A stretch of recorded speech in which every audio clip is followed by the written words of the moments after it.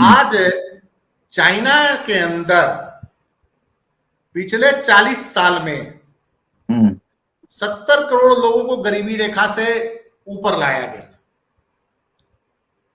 और आपके यहां 80 करोड़ लोगों को फ्री राशन देना पड़ रहा है। आपके यहां 70 करोड़ लोगों की प्रतिदिन आय 84 रुपये मात्र है। 70 करोड़ आबादी जो है उसका प्रतिदिन इनकम एक व्यक्ति का जो है 84 रुपया है। ऐसी आबादी 70 करोड़ लोगों की है। 6 करोड़ लोग आपके यहां ऐसे हैं जो प्रतिदिन बेचारे सिर्फ 42 रुपए की कमाई करते हैं। शी जिनपिंग ने पिछले 10 सालों में 9 करोड़ लोगों को गरीबी रेखा से बाहर निकाला। आपके यहां तो गरीबी रेखा के नीचे बंदे जा रहे हैं। 6 से 7 करोड़ लोग बेरोजगार हैं। ये बन गए, वो बन गए, दुनिया की तीसरी चौथी इकोनॉमी बन जाएंगे, हम 5वीं 6ठी इकोनॉमी बन गए हैं। अरे भाई बन गए हैं तो सिर्फ कागजों में ही बने हैं ना। अगर बन गए हैं तो आपकी अभी तो $2.5 ट्रिलियन की इकोनॉमी है जो $18 ट्रिलियन पहुंच चुका है। आप बहुत सारी चीजों पे आज की डेट में भी चाइना पे डिपेंडेंट है। आपकी दवाइयां बनती है, उसका रॉ मटेरियल जो है वो चाइना से इंपोर्ट होता है। आपके जितने भी कंप्यूटर यहां बन रहे हैं उसके असेंबलिंग का जो मटेरियल वो चाइना से आप मंगवाते हैं। आप कहने के लिए आप असेंबलिंग के सेंटर बने हुए हैं। बहुत सारी चीजों के लिए आप चाइना पे डिपेंडेंट है। वही तो लगातार बात हो रही है कि सप्लाई चेन जो है टूटने के कारण कोविड के दौरान पता चल गया कि आप कितनी चीजों को खुद मैन्युफैक्चर कर रहे हैं। बिल्कुल।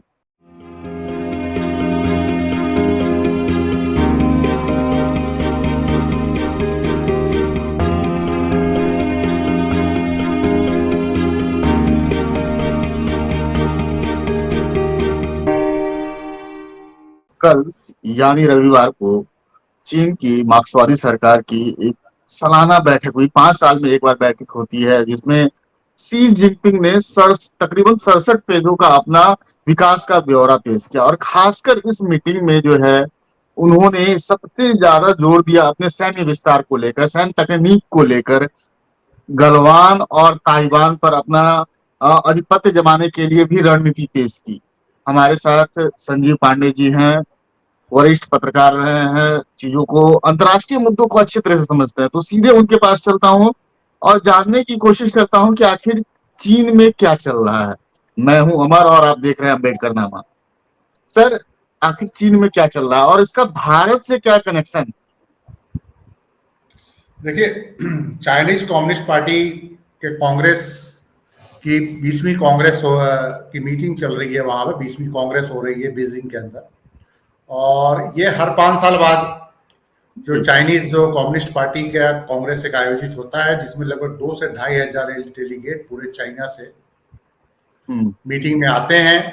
उसमें चाइना के अगले फ्यूचर 5 इयर्स के जो चाइना का जो प्लान होता है, बाकी जो लीडरशिप का इलेक्शन, उनके पॉलिट ब्यूरो, जो इंटरनल जो पार्टी का ढांचा है उनमें कौन आएंगे, कौन प्राइम मिनिस्टर बनेगा, फिर कौन विदेश मंत्री बनेगा, कौन पॉलिट ब्यूरो का मेंबर बनेगा, कौन पॉलिट ब्यूरो स्टैंडिंग कमेटी का मेंबर बनेगा, फिर इकोनॉमिक फ्रंट पे आगे क्या पॉलिसी होगी, फॉरेन पॉलिसी पे आगे उनकी क्या नीति होगी, ये तमाम मसलों पे एक राय और मशवरा करते हैं। साथ में पिछले 5 साल का वो रिपोर्ट पेश करते हैं।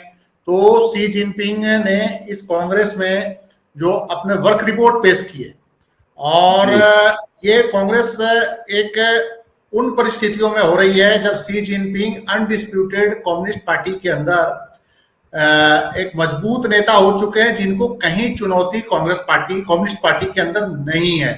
और विदिन कम्युनिस्ट पार्टी वो इस समय माओ के बराबर के नेता माने जा रहे हैं।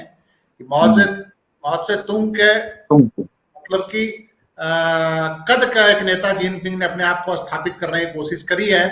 और यही नहीं, वो जिनपिंग का ये मतलब कि कहना है कि जो काम माओ से तुंग के समय में अधूरा रह गया, बाद के जो चाइनीज कम्युनिस्ट पार्टी के लीडर्स रहे या प्रेसिडेंट रहे जिन्होंने ये काम नहीं पूरा किया, उसको मैं अपने कार्यकाल में पूरा करूंगा। और सामान्य रूप से शी जिनपिंग जनरली 2 बार राष्ट्रपति और जनरल सेक्रेटरी वहां इलेक्ट होता है, लेकिन शी जिनपिंग को एक और विस्तार मिलने जा रहा है वहां कम्युनिस्ट पार्टी के कॉन्स्टिट्यूशन में सुधार करके।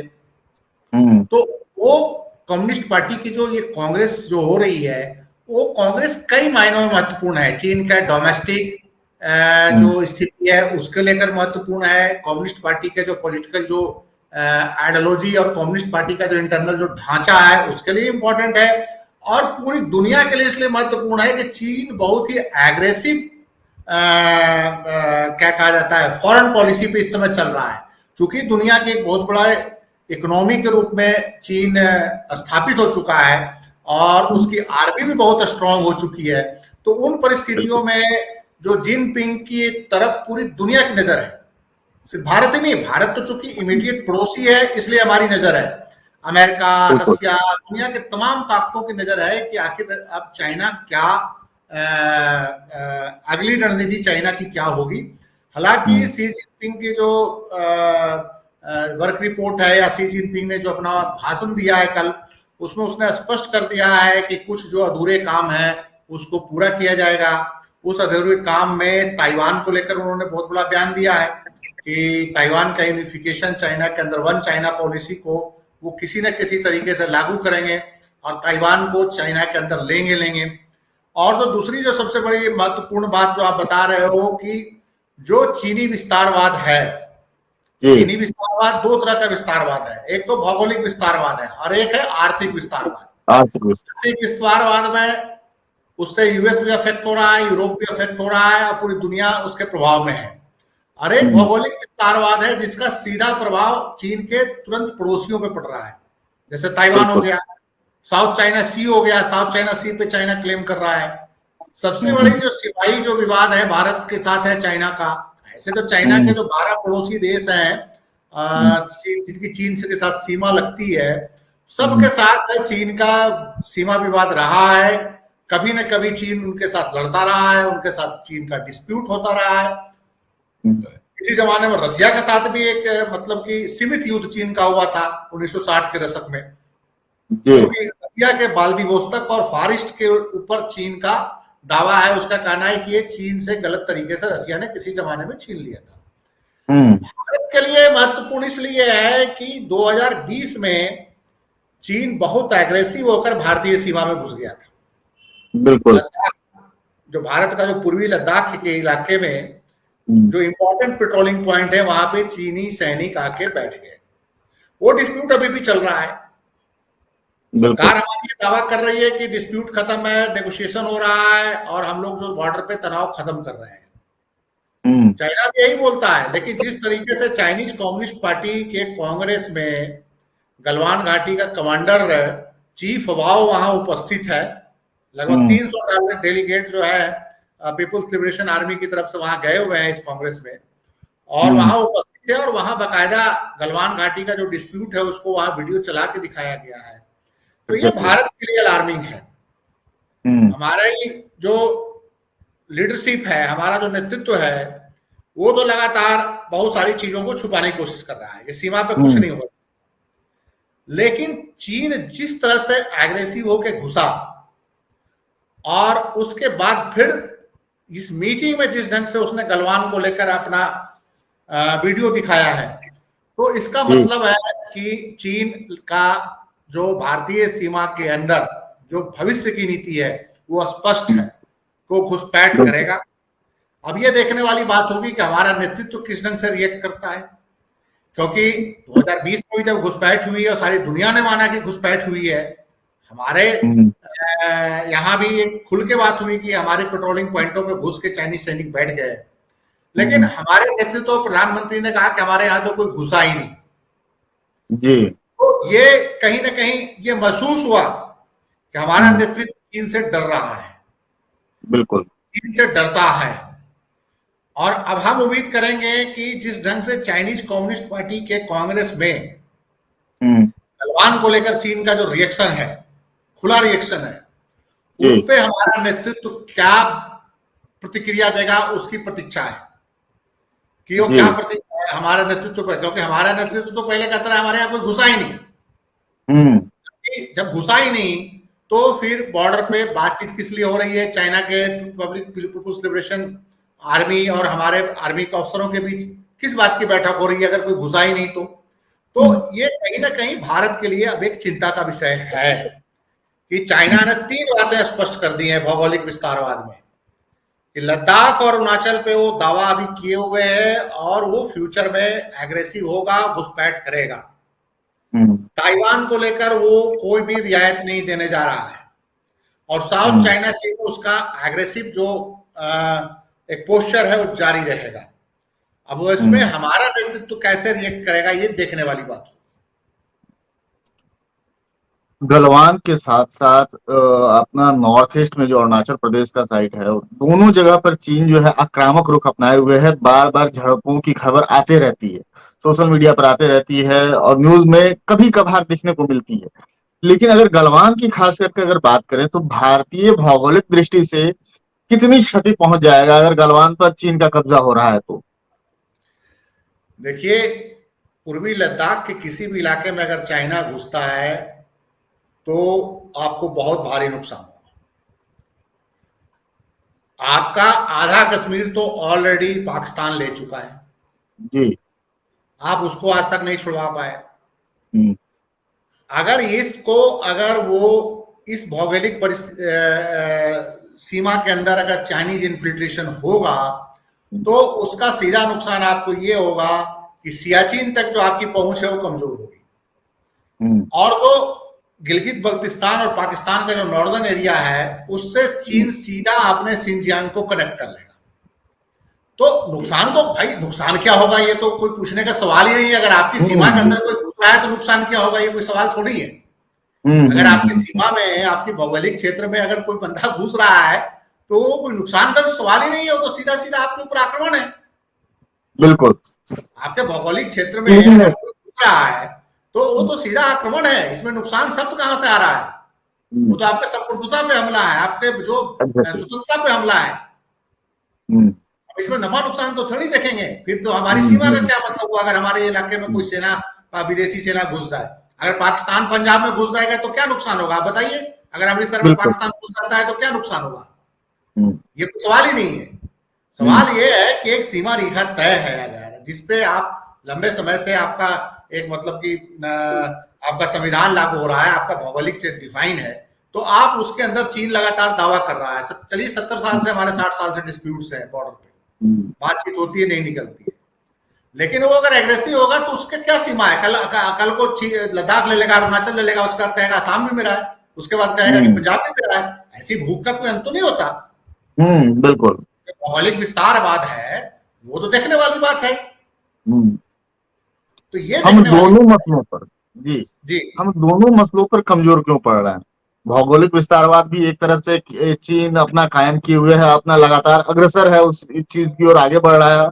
और आर्थिक विस्तारवाद में भी भारत पर में जो है उसकी निवेश बढ़ रहे हैं और चीजें आयात और निर्यात पुख्ता ढंग से हो रही है। जिस तरह से एक तरफ पाकिस्तान के लिए पीएम मोदी कहते हैं कि हमको एक ट्रांजिट रूट चाहिए, अमित शाह कहते हैं कि नो कम्युनिकेशन, हम कोई बातचीत नहीं करेंगे पाकिस्तान से। वही मसला चीन के साथ क्यों नहीं हो पा रहा है कि हम चीन से कोई बात नहीं करेंगे, कोई आर्थिक मसले पर बात नहीं करेंगे? कि ये तो हमारे नेतृत्व की कमजोरी है ना। क्यों हो रहा है? तो सीधा है कि हमारा नेतृत्व जो है उसकी कमजोरी है।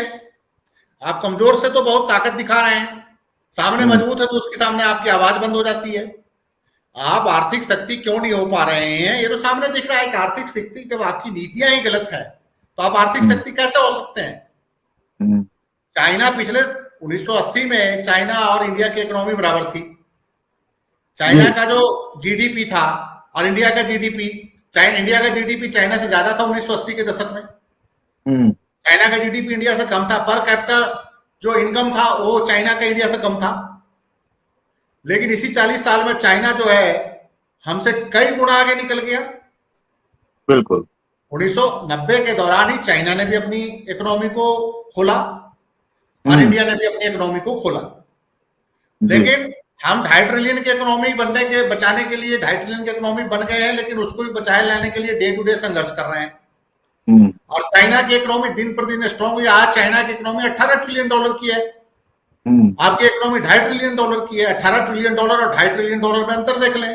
आपसे $16 ट्रिलियन बड़ी इकोनॉमी है चाइना की, और उसका जो मैन्युफैक्चरिंग सेक्टर है और उसका जो तमाम जो उसका एक्सपोर्ट है, उसका तो करंट अकाउंट डेफिसिट जो है और बैलेंस ऑफ ट्रेड कभी भी उसके अगेंस्ट नहीं है, उसके खिलाफ नहीं है चाइना के। आपका आयात बढ़ रहा है, आपका निर्यात घट रहा है। पिछले 2 महीने 4 महीने इसमें पिछले 6 महीने आगे देख लीजिए, इंडिया का ट्रेड डेफिसिट कितना बढ़ गया है। चाइना का ट्रेड डेफिसिट कभी घाटे में आता ही नहीं, वो तो अमेरिका से भी प्लस में है, इंडिया से भी प्लस में है। इंडिया से $115 अरब का ट्रेड हुआ पिछले साल। आप देखिए कि उसका कितना इंडिया को एक्सपोर्ट था और इंडिया से कितना चाइना को एक्सपोर्ट था। आपको साफ नजर आ जाएगा कि आप कहीं मार्केट में उसके सामने मैन्युफैक्चरिंग में कहीं स्टैंड ही नहीं करते। हालात यह है कि अगर चाइना से अगर आप इंपोर्ट बंद कर दें तो बहुत सारी जरूरी सामान आपको बाजार में मिलेगा ही नहीं। तो मेक इन इंडिया तो फ्लॉप कर गया हमारे प्रधानमंत्री जी का। अगर मेक इन इंडिया स्ट्रॉन्ग होता तो ये स्थिति ही नहीं आती। आज आप सेमीकंडक्टर और सेमीकंडक्टर में जो चिप इस्तेमाल होता है और वो जो एटीएम और जो तमाम जो जगह पे जो इस्तेमाल होता है, आज वो चाइना से आ नहीं रहा है और सप्लाई चेन घटा है। तो आपको एटीएम के लिए बैंक में अप्लाई कीजिए तो आपको एटीएम नहीं मिलेगा क्योंकि पीछे से चिप ही नहीं आ रहा है। तो आपने मतलब कि ये जो दावे, जो खोखले दावे करते हैं हर चीज पे कि हम ये बन गए, वो बन गए, दुनिया की तीसरी चौथी इकोनॉमी बन जाएंगे, हम 5वीं 6वीं इकोनॉमी बन गए हैं। अरे भाई, बन गए हैं तो सिर्फ कागजों में ही बने हैं ना। अगर बन गए हैं तो आपकी अभी तो $2.5 ट्रिलियन की इकोनॉमी है जो $18 ट्रिलियन पहुंच चुका है जी।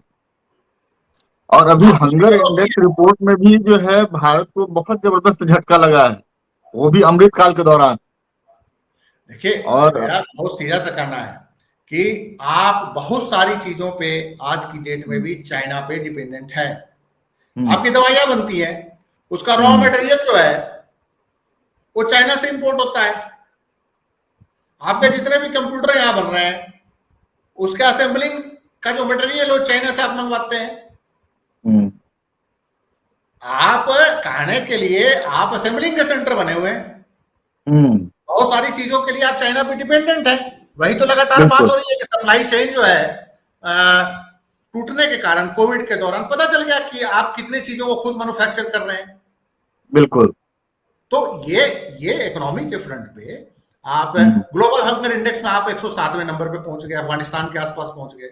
आप बेशक उन्हें गाली दें, लेकिन आज चाइना के अंदर पिछले 40 साल में 70 करोड़ लोगों को गरीबी रेखा से ऊपर लाया गया और आपके यहां 80 करोड़ लोगों को फ्री राशन देना पड़ रहा है। आपके यहां 70 करोड़ लोगों की प्रतिदिन आय 84 रुपये मात्र है। 70 करोड़ आबादी जो है उसका प्रतिदिन इनकम एक व्यक्ति का जो है 84 रुपया है। ऐसी आबादी 70 करोड़ लोगों की है। 6 करोड़ लोग आपके यहां ऐसे हैं जो प्रतिदिन बेचारे सिर्फ 42 रुपए की कमाई करते हैं। शी जिनपिंग ने पिछले 10 सालों में 9 करोड़ लोगों को गरीबी रेखा से बाहर निकाला। आपके यहां तो गरीबी रेखा के नीचे बंदे जा रहे हैं। 6 से 7 करोड़ लोग बेरोजगार हैं। 5 किलो अनाज आपको हर बार एक्सटेंड करना पड़ रहा है। 5 किलो अनाज जो आप दे रहे हैं, जो कोविड के दौरान जो शुरू किया था, जो राशन दे रहे हैं, खुद सरकार कर रही है कि 80 करोड़ लोगों को 5 करोड़ राशन दे रहे हैं, 5 किलो राशन दे रहे हैं। मीन्स की सरकार ये एक्सेप्ट कर रही है कि 80 करोड़ लोगों के पास खाने के लिए चीज नहीं है। 130 करोड़ आबादी में 80 करोड़ लोग जो है सरकारी राशन पे डिपेंडेंट हो गए। तो ये तो देखना पड़ेगा ना। जी, एक सवाल बहुत खुले मंच से, जब जैसे शी जिनपिंग ने गलवान को लेकर एक वीडियो एलईडी में अपने वीडियो को प्रस्तुत किया, उसको लेकर अभी तक भारतीय राजनीति में इतनी खामोशी क्यों है? उसकी प्रतिक्रिया अभी तक किसी दल की ओर से, चाहे वो कांग्रेस हो या रूलिंग पार्टी बीजेपी हो या मार्क्सिस्ट हो, कम्युनिस्ट हो, किसी भी दल ने इस तरह के तीखे सवाल पर प्रतिक्रिया नहीं दी। 24 घंटे से तकरीबन ऊपर होने जा रहे हैं। देखिए, कम्युनिस्ट पार्टी तो कोई प्रतिक्रिया नहीं, चीन ने खुली चुनौती दी है। कम्युनिस्ट पार्टी तो बेचारे कम्युनिस्टों का तो सबसे दुर्दशा है। जब चाइना की बात आती है तो जिनपिंग जैसा तानाशाह उनको कामरेड नजर आता है, जबकि कहीं से कामरेड नहीं है, वो एक डिक्टेटर है। मार्क्सिस्ट की आइडियोलॉजी वो मानने की बात करता है, लेकिन चाइना में कोई मार्क्सिज्म थोड़ी है। तो कॉमरेडों से तो चलिए, कॉमरेड तो बेचारे इसीलिए खत्म ही हो गए, आपको नजर ही आ रहा है। बिल्कुल। अब ये कांग्रेस पार्टी और भारतीय जनता पार्टी या कोई भी राजनीतिक दल कहीं ना कहीं काने हैं, बोलते नहीं है। चाइनीज कंपनियों से चंदा लेते हैं, ये क्या बोलेंगे ये, वो कभी ना कहीं इनको एक्सपोज कर देंगे। बाकी एक होता है कि दम भी होना चाहिए, विरोध करने का दम होना चाहिए, वो दम तो दिखा भी नहीं। जब गलवान में घुसपैठ हुआ तो वो तो सरकार ने कहा कि हमारे यहाँ तो कोई घुसपैठ ही नहीं है, दुनिया का ये घुसपैठ है, अखबारों में आ रहा है घुसपैठ है, हमारे इलाकों में घुस के बैठ गए हो, हमारे सैनिक शहीद हुए वहां पे, 20-22 बिहार रेजिमेंट के 20-22-25 सैनिक शहीद हुए हमारे। बिल्कुल। कैसे शहीद हो गए अगर हमारे एरिया में वो नहीं घुसे तो? प्रधानमंत्री और हमारे जो राष्ट्रीय नेतृत्व है, अगर वो इतना डरा हुआ है चीन से कि वो यही एक्सेप्ट करने के लिए तैयार नहीं है कि हमारे एरिया में कोई घुसा, तो इनसे क्या उम्मीद कीजिएगा कि चाइना से लड़ लेंगे?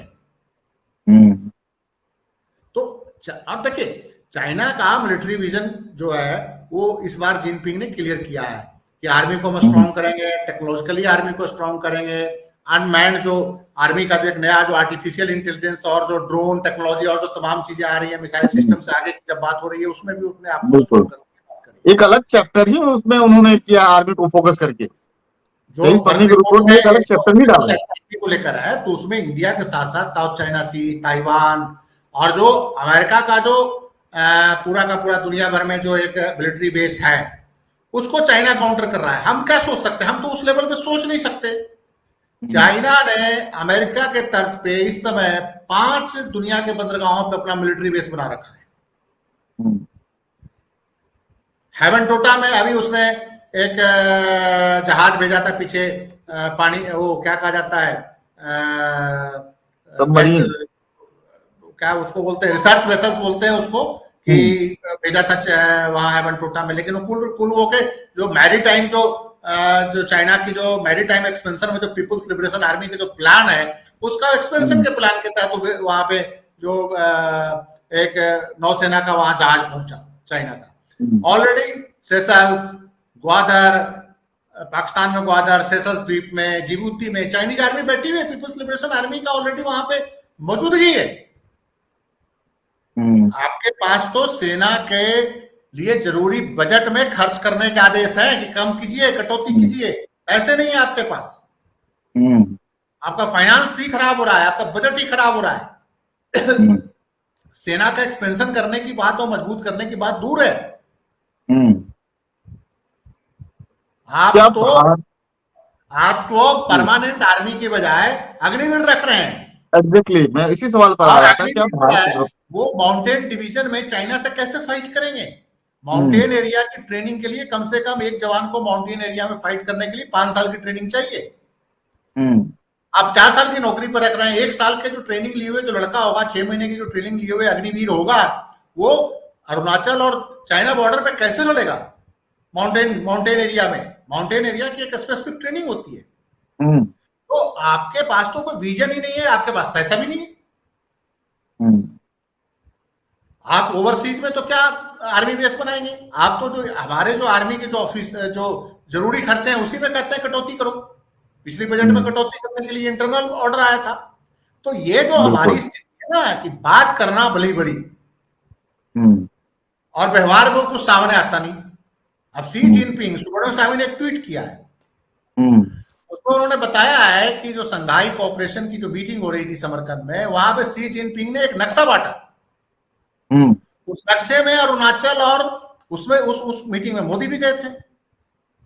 और उस नक्शे में जो शी जिनपिंग ने नक्शा बांटा राष्ट्राध्यक्षों को, उस नक्शे में अरुणाचल और लद्दाख को उन्होंने चाइना के भूगोल में दिखा दिया, चाइना की सीमा में दिखाया है, बाकायदा उसका चाइनीज नाम दिया हुआ है।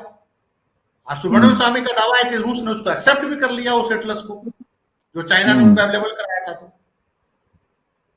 तब बताइए कि हमारी मीडिया भी ये बातें नहीं सामने लेके आती।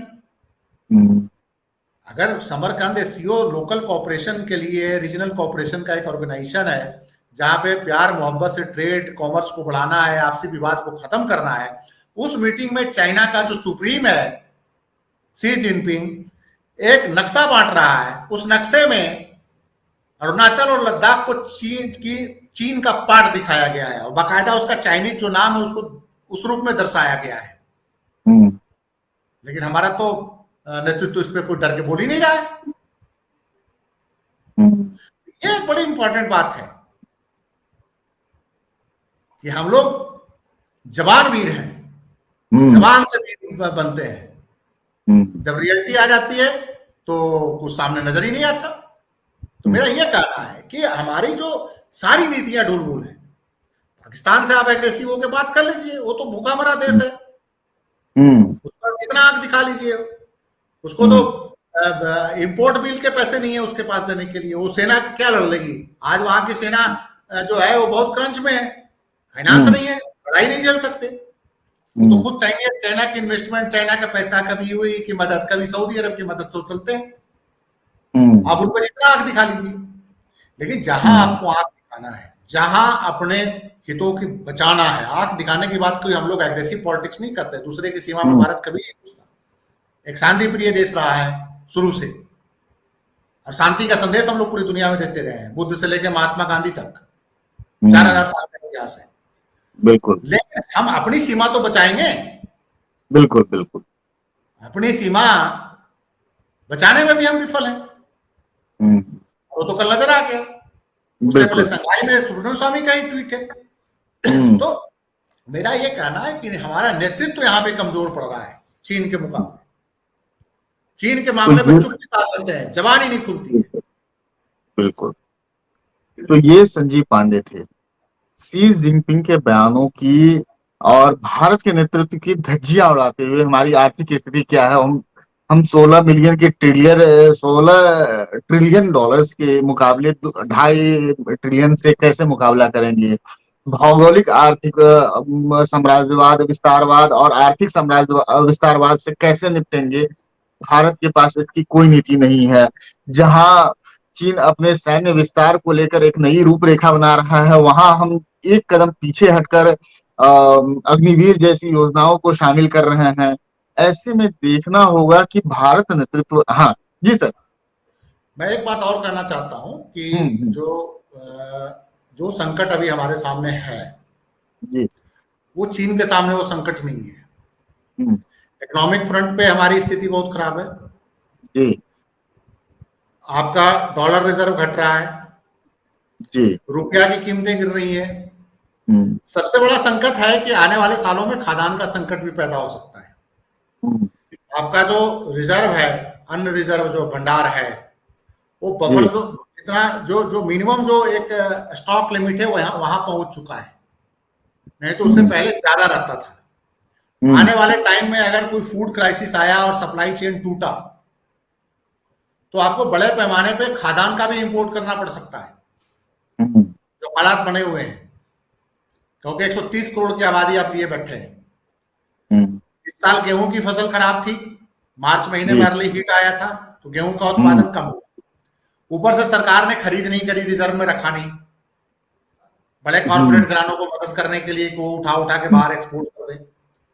और अभी जो है असमय तेज बारिश ने धान की फसल को काफी खराब किया है। बिल्कुल। और धान की फसल खराब होने के कारण धान के प्रोडक्शन पे भी पंजाब हरियाणा जो नॉर्दर्न स्टेट्स हैं वहां पे असर पड़ा है। जबकि कुछ इलाके में सूखे के कारण धान की अच्छी फसल नहीं है। ईस्टर्न इंडिया के अंदर समय पे बारिश नहीं हुई और इधर ज्यादा बारिश हो गई। जब फसल अभी जब धान का फसल तैयार था तो बारिश हो गई, उसके कारण नुकसान हो गया हरियाणा का और पंजाब के अंदर, तो काफी तेज बारिश हुई है अक्टूबर महीने। बिल्कुल। तो ये जो तमाम संकट हैं, ये संकट जो है चाइना के सामने नहीं है। चाइना इन सब संकट से, चाइना में भी क्लाइमेट चेंज की प्रॉब्लम है, ड्राउट्स हैं कई इलाकों में, नदियों में पानी की कमी है, लेकिन चाइना इन सबों के लिए पहले से अलर्ट है कि हमें कैसे निपटना है। क्योंकि वो स्टेट डायरेक्टेड या स्टेट रन इकोनॉमी को आज भी प्रेफर करता है। प्राइवेटाइजेशन है, इकोनॉमी को खोला है, लेकिन प्राइवेटाइजेशन स्टेट को चलाता नहीं है। प्राइवेटाइजेशन और प्राइवेट सेक्टर को स्टेट के ही इशारे पे चलना होता है। वहां का पब्लिक सेक्टर अभी भी स्ट्रांग है, जो अपनी पब्लिक को किसी भी बुरी स्थिति से बचा लेगा। हमारे यहाँ तो पब्लिक सेक्टर आप बेचे जा रहे हैं, कोई भी विपरीत परिस्थिति आएगी तो आपके पास तो पब्लिक सेक्टर ही नहीं होगा। आप आज खाद्यान्न संकट आएगा तो आपको बचाने के लिए एफसीआई आता है, आप तो एफसीआई के गोदाम ही खत्म कर रहे हैं। एफसीआई खरीद को भी कह रहे हैं कि खत्म करो, खरीदो नहीं, कॉर्पोरेट सेक्टर को खरीदने दो। तो एकाएक अगर संकट आ जाएगा, सूखा का आ जाएगा, बाढ़ की स्थिति आ जाएगी, फिर क्या करेंगे आप? कौन अनाज देगा आपको, सरकार को? कहाँ की किसके गोदाम से आप अनाज लेंगे? तो ये सब तमाम परिस्थितियां हैं जो चाइना से हमें अलग करती है। हम इसलिए इसको इस मामले में बोल रहे हैं कि चाइना जो है कई ऐसी परिस्थितियों से निपटने में आज की डेट में सक्षम है।